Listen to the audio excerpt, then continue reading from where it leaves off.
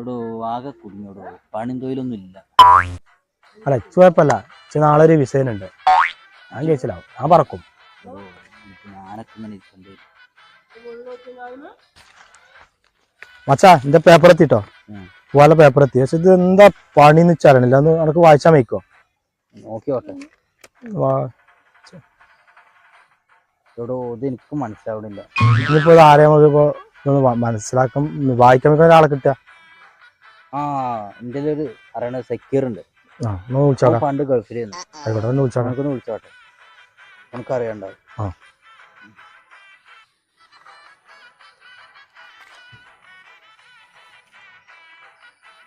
Hello സെക്യൂറെ, എവിടെ നീ?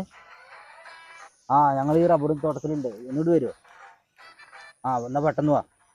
ഞങ്ങളൊരു വിസയുടെ കാര്യം വായിക്കാനായിരുന്നു. എന്നാൽ വേഗം വാ. ഓക്കെ, 30 ആയിക്കോട്ടെ. അതാ സെക്യൂർ വരുന്നു.